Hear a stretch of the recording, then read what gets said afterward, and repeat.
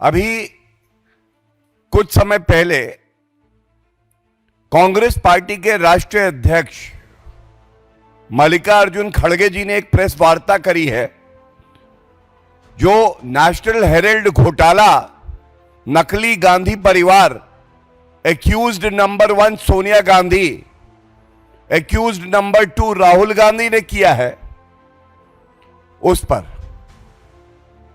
मैं प्रेस वार्ता की शुरुआत करूं उससे पहले यह जरूर कहना चाहूंगा, कल एक फैसला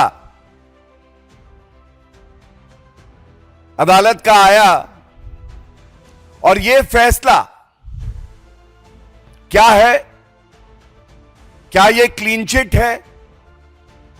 क्या यह टेक्निकल आधार पर दिया गया है? यह स्पष्ट होना बहुत ही आवश्यक है, क्योंकि हम सब जानते हैं जो नकली गांधी परिवार है यह केवल फरेब, धोखा, प्रोपेगेंडा, इस पर ही जीवित रहता है।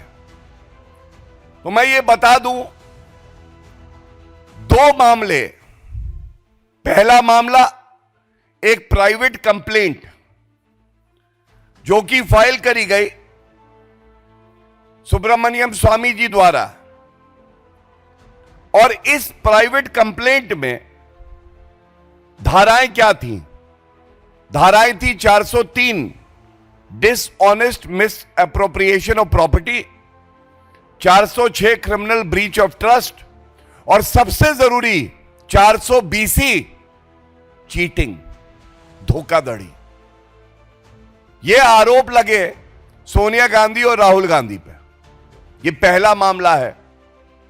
आज सवाल यह है, क्या यह पहला मामला निरस्त हो गया? क्या यह खत्म हो गया? तो तथ्य यह है कि यह जो पहला मामला है इसका ट्रायल अभी भी चल रहा है। सोनिया गांधी एक्यूज नंबर 1 अभी भी है, राहुल गांधी एक्यूज नंबर 2 अभी भी है। दूसरा तथ्य यह है, ये जो 420 चीटिंग, धोखाधड़ी का मामला है, नेशनल हेराल्ड एजेएल कंपनी की 2000 करोड़ रुपए की संपत्ति जो इन्होंने हड़पी है, इसमें 7 साल की सजा है और यह मामला अभी चल रहा है, खत्म नहीं हुआ है।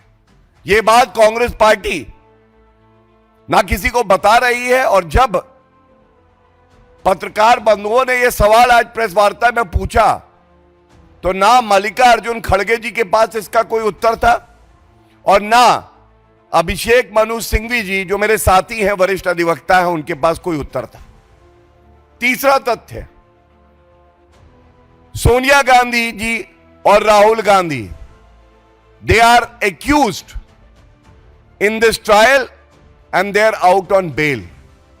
आज भी वो बेल पे बाहर हैं 420 करने के आरोप पर। वो मामला है अभी, और यह कहना गलत नहीं होगा कि सबसे भ्रष्टाचारी परिवार पूरे विश्व में राजनीति में कोई है तो वो नकली गांधी परिवार है। 3 सदस्य, सोनिया गांधी जी बेल पे बाहर, राहुल गांधी बेल पे बाहर, रॉबर्ट वाड्रा बेल पे बाहर। ये बेलगाड़ी है, बेलगाड़ी, जैसा आदरणीय प्रधानमंत्री जी भी कहते हैं। और मैं ये बता दूं, ये बहुत अहम बात है, ये जो पहला मामला है 420 का, 7 साल की सजा हो सकती है इसमें। इसको निरस्त कराने के लिए दिल्ली हाईकोर्ट गई सोनिया गांधी और साथ में राहुल गांधी। आदेश क्या हुआ? प्रथम दृष्टया दिल्ली हाईकोर्ट ने कहा कि यह मामला बहुत ही गंभीर है, इसको हम क्वॉश नहीं करेंगे। उसके बाद ये देखिए, मेरे हाथ में आदेश है, सोनिया गांधी जी का नाम लिखा हुआ है, सर्वोच्च न्यायालय जाती है। यह आदेश है 12 जून 2016 का। भ्रष्टाचारी एक्यूज्ड गांधी परिवार सोनिया गांधी और राहुल गांधी सर्वोच्च न्यायालय गए क्या सर्वोच्च न्यायालय से इनको कोई राहत मिली? तो मैं एक लाइन पढ़ देता हूं 2016 के इस आदेश से, जिसमें सर्वोच्च न्यायालय ने क्या टिप्पणी करी। सर्वोच्च न्यायालय ने कहा, in rejecting the prayer for quashing the proceeding against the petitioners is concerned, we find no justification in interfering therewith. कोई वजह नहीं है कि इस मामले को निरस्त किया जाए। राजनीतिक द्वेष नहीं दिखाई दिया। और आज मल्लिकार्जुन खड़गे जी, डॉक्टर अभिषेक मनु सिंघवी जी क्या बोले? राजनीतिक द्वेष का मामला है। तो सर्वोच्च न्यायालय ने तो कहा यह राजनीतिक द्वेष का मामला नहीं है, क्योंकि अगर राजनीतिक द्वेष से कोई मामला है तो सर्वोच्च न्यायालय का ही जजमेंट है, भजनलाल कॉन्स्टिट्यूशन बेंच, कि वो मामला निरस्त किया जा सकता है, नहीं किया गया। अब दूसरी बात यह आती है, डॉक्टर अभिषेक मनु सिंघवी जी क्या ये नहीं जानते प्राइवेट कंप्लेंट में जहां न्यायालय ने संज्ञान लिया है, राजनीतिक द्वेष कहां से आ जाएगा? संज्ञान तो न्यायालय ले रहा है, पुलिस तो इन्वेस्टिगेशन कर नहीं रही, एफआईआर तो है नहीं। तो ये जो राजनीतिक द्वेष वाला इनका तर्क है, ये पूरी तरह से गिर जाता है। इसके साथ मैं एक बात और जरूर कहना चाहता हूं। कल एक प्रेस वार्ता पवन खेड़ा जी ने करी, और वो प्रेस वार्ता में जिन शब्दों का प्रयोग हुआ उससे सबको बड़ी पीड़ा हुई है, हर भारतीय को, और खासकर गांधीनगर के जो निवासी हैं। एक वक्तव्य दिया गया, gangs of Gandhinagar, gangs of Gandhinagar. ये गैंग्स ऑफ गांधीनगर क्या है? अगर इनकी ही भाषा में जवाब दिया जाए तो भारत के लोग तो कहते हैं डकैत of Italy, dacoits of Italy. ये लोग भारत को लूटने आते हैं, लूटते हैं, बिना नागरिक हुए वोट करने का प्रयास करते हैं, और उसके बाद गांधीनगर के जो हमारे नागरिक हैं, ईमानदार, मेहनती, कर्मठ, देश प्रेमी, उनका अपमान करते हैं इस तरह से। तो मैं कह देता हूं, पवन खेड़ा जी को माफी मांगनी चाहिए, खड़गे जी को माफी मांगनी चाहिए पूरे देश से। और जो प्रश्न हम लोग उठाने जा रहे हैं ये बड़े महत्वपूर्ण हैं। ये जो कल फैसला आया है, ये दूसरा मामला है। ये क्या मामला है मैं आपको बता दूं। पीएमएलए का कानून है मनी लॉन्ड्रिंग का। आप एक प्रेडिकेट ऑफेंस होना आवश्यक है, जिसकी सूची पीएमएलए एक्ट ऑफ 2002 में दी गई है।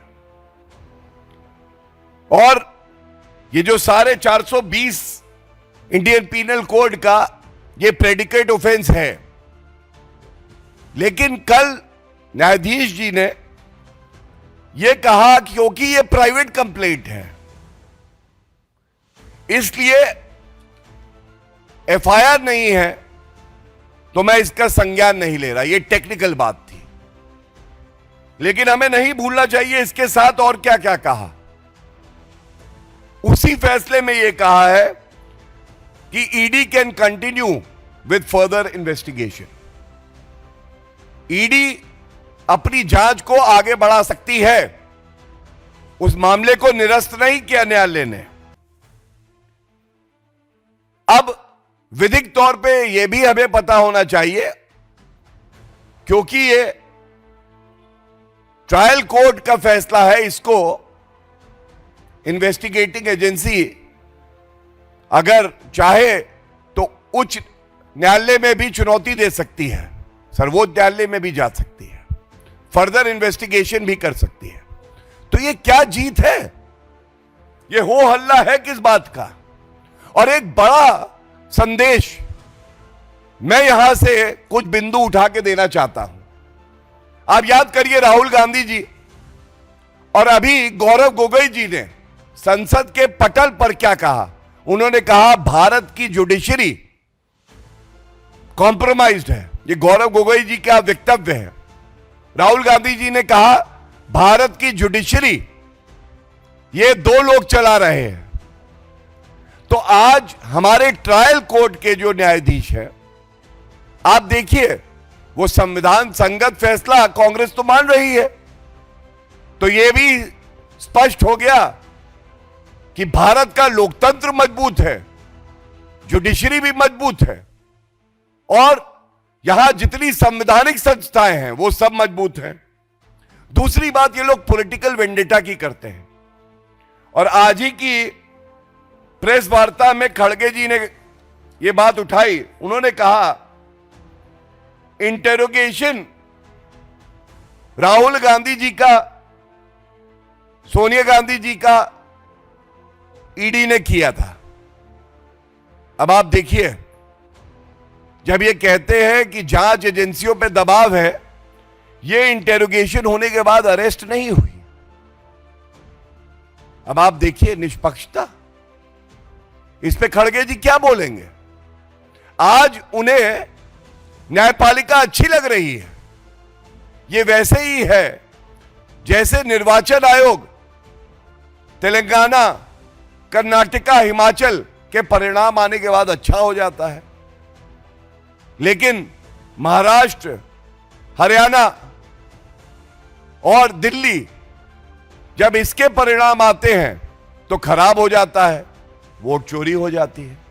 यह दोहरा रवैया ये क्या दिखाता है? ये दिखाता है कांग्रेस पार्टी अंदर से खोखली हो गई है। कांग्रेस पार्टी के पास अब मादा नहीं रहा कि वो भारत के संविधान के तहत कार्य कर सके। और ये नेशनल हेराल्ड मामले में कुछ सवाल जनता पूछ रही है। पहला सवाल जनता ये पूछ रही है, ये राजनीतिक पार्टी, इसको 2000 करोड़ रुपए की जो संपत्ति है एजेएल की, इसमें इतनी रुचि क्यों है? इनका काम तो समाज सेवा होना चाहिए, देश को मजबूत करना होना चाहिए। 2000 करोड़ रुपए की संपत्ति एजेएल में, और उसमें रुचि सोनिया गांधी जी और राहुल गांधी जी की। और आप धोखाधड़ी देखिए, धोखाधड़ी ऐसी वैसी नहीं। 2000 करोड़ रुपए की संपत्ति थी एजेएल में, 90 करोड़ रुपए का ऋण था, ऋण 90 करोड़ का।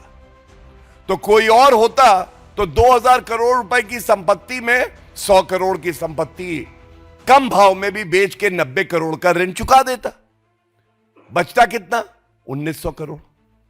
लेकिन नहीं, सोनिया गांधी जी 38% स्टेक लेती हैं और राहुल गांधी 38% स्टेक लेते हैं, एक कंपनी यंग इंडिया, और 50 लाख रुपए का पेमेंट करते हैं एजेएल को। 2000 करोड़ रुपए की संपत्ति अब किसके नाम है? जो मेजॉरिटी स्टेक होल्डर है यंग इंडिया में, राहुल गांधी और सोनिया गांधी। रुपया कितना दिया? 50 लाख। संपत्ति कितनी पाई? 2000 करोड़। ऋण था केवल 90 करोड़ का। और बड़ी बात क्या है, देखिए, ऐसे ही कोई इनको डेकॉइट ऑफ इटली के डकैत नहीं बुलाता है।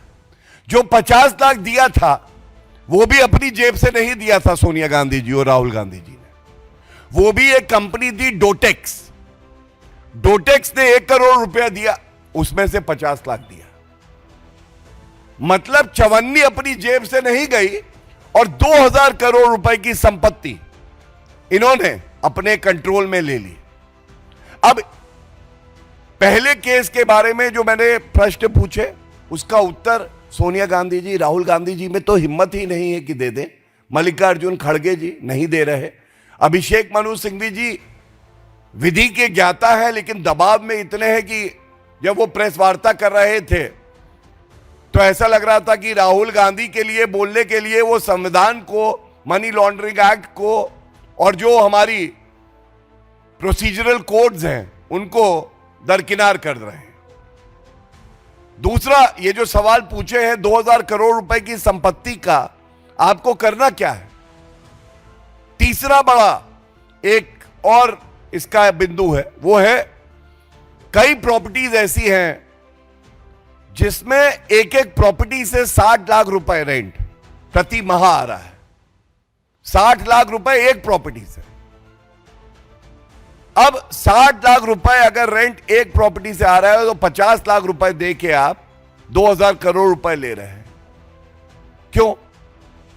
यह दिखाता है कि कितने महाधूर्त हैं, ये महाभ्रष्टाचारी हैं, महापापी हैं, और इनका काम केवल एक है, लूट खसोट करो और नकली गांधी परिवार की तिजोरी भरो।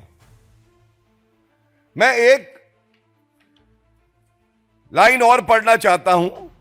यह दिल्ली उच्च न्यायालय का जो जजमेंट था उसका पैरा 4 है और para 5। Undisputedly, National Herald Building is a prime property in New Delhi, which was leased out for commercial purpose, and AGL is receiving rental of 60 lakh rupees per month in respect of this property alone. और दूसरा, thus AGL became a wholly owned company of Young India by merely paying 50 lakhs, and in this manner, Young India acquired complete control of AGL, which had real estate assets of at least 2000 crores. High court कह रहा है दिल्ली का।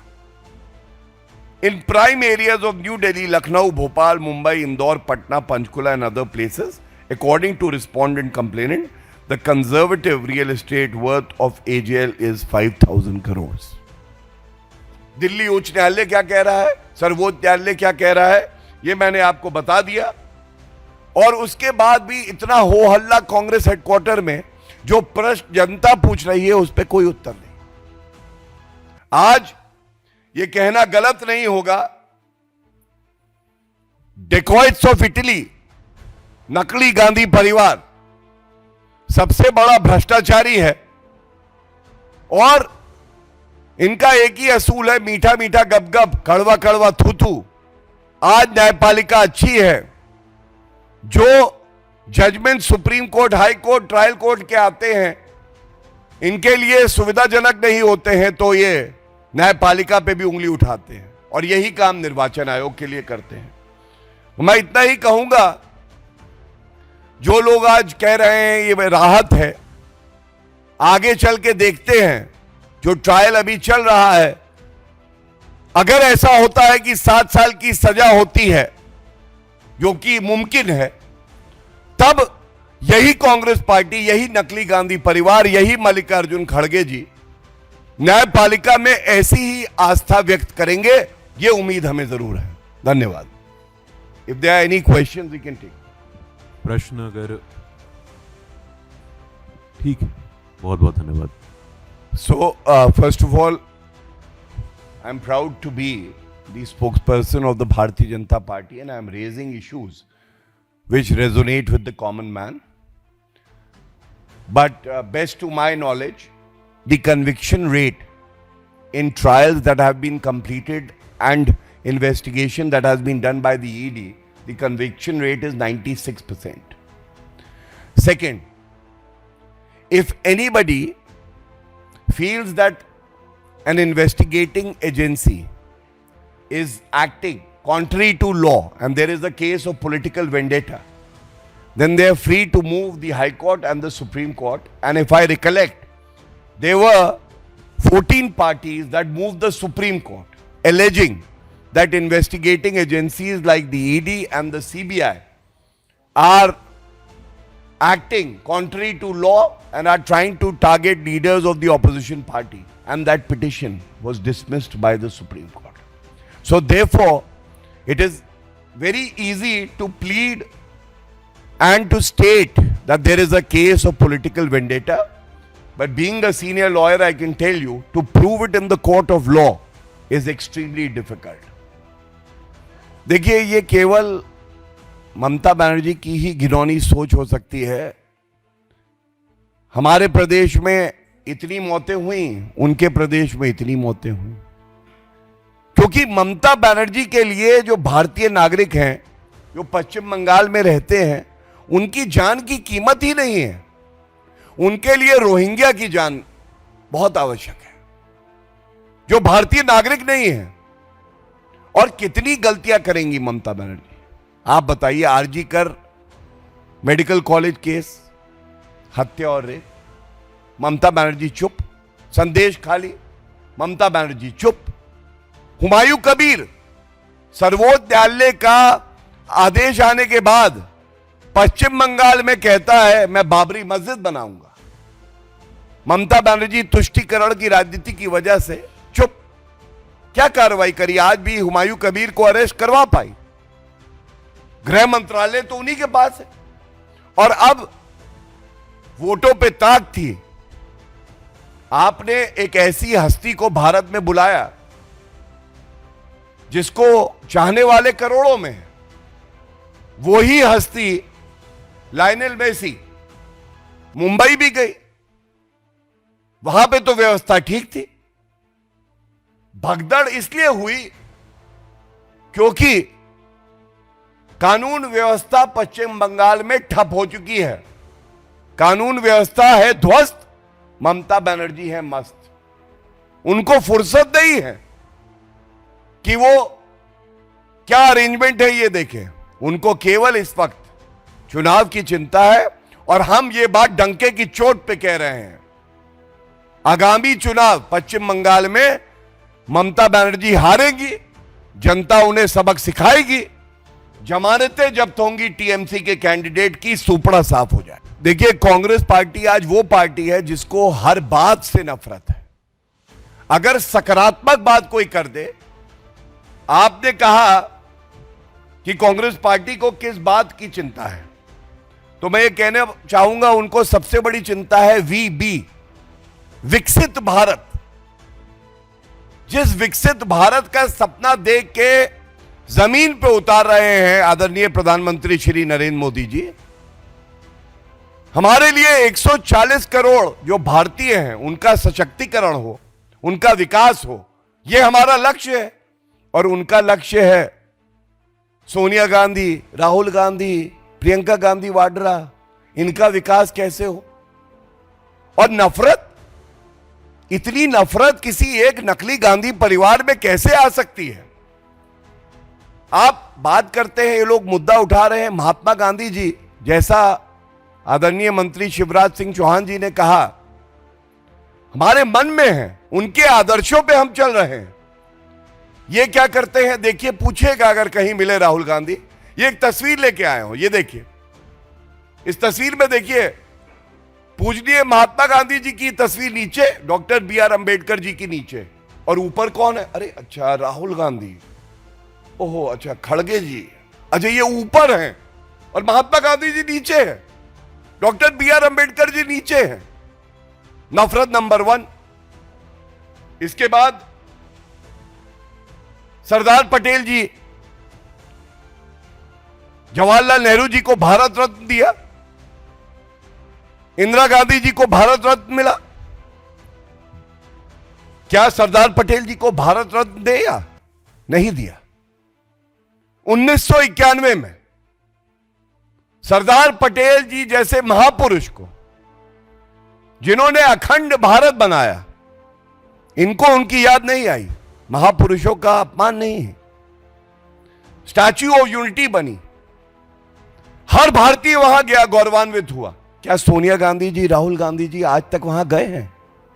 यह सवाल पूछिएगा उनसे doctor B R. Ambedkar ji. मैंने तस्वीर दिखा दी, कितना सम्मान करते हैं। यह देखिए, एक और तस्वीर है। कुर्सी पे बैठे हैं नेता, राहुल गांधी जी कुर्सी पे ऊपर, डॉक्टर बी.आर. अंबेडकर जी पैरों के नीचे। यह सम्मान है। 1990 तक भारत रत्न नहीं दिया आपने। उसके बाद नेताजी सुभाष चंद्र बोस जी, क्या इनको भारत रत्न दिया था? जवाहरलाल नेहरू जी को तो दिया था, इंदिरा गांधी जी को दिया था। और आदरणीय प्रधानमंत्री नरेंद्र मोदी जी ने इंडिया गेट पे, कर्तव्य पथ पे, नेताजी सुभाष चंद्र बोस जी की प्रतिमा का अनावरण किया। हर भारतीय के लिए गर्व की बात थी। उस कार्यक्रम में सोनिया गांधी जी, राहुल गांधी जी नहीं आए और आज तक वहां पे नहीं गए। अब आप मुझे बताइए, महात्मा गांधी जी, सरदार पटेल जी, डॉक्टर बी.आर. अंबेडकर जी और नेताजी सुभाष चंद्र बोस जी, मैंने आपको 4 उदाहरण दिए। यह सम्मान है महापुरुषों का और यह बात करते हैं। और गुणवत्ता के आधार पे, क्योंकि संसद में इस पे चर्चा हो रही है, मैं ज्यादा नहीं कहूंगा, लेकिन अगर राहुल गांधी जी पढ़ते लिखते तो वो जानते किस तरह से पारदर्शिता बढ़ेगी, ऑडिट होगी, किस तरह से जो वर्किंग डेज थे उनको बढ़ाया गया है। लेकिन ये सब बातें नकली गांधी परिवार को समझ नहीं आएंगी, क्योंकि उनको तो वशीभूत कर रखा है। और वशीभूत किसने किया है? जॉर्ज सोरस ने, अंकल कोटरोची ने। कांग्रेस पार्टी वही चलाते हैं और इसीलिए कोई भी सकारात्मक कदम होगा विकसित भारत का सपना पूरा करने के लिए, तो ये लोग उसका विरोध करेंगे।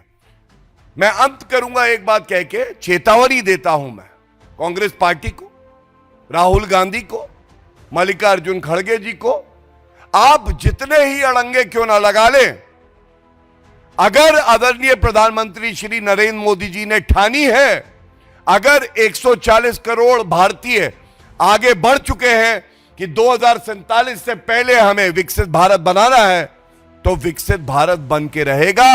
नकली गांधी परिवार का स्पीड ब्रेकर रौंद देगी भारत की जनता। नहीं, फैसला कल आया है, कौन से चुनाव चल रहे हैं मुझे नहीं पता, लेकिन अगर कांग्रेस पार्टी ऐसा कह रही है, क्योंकि आप तो विद्वान पत्रकार हैं, तो उनसे जरूर पूछिएगा क्या न्यायालय चुनाव देखकर फैसला देते हैं? क्या कोई भी न्यायालय वो चुनाव की तिथि देखकर फैसला देता है? मुझे नहीं लगता ऐसा है।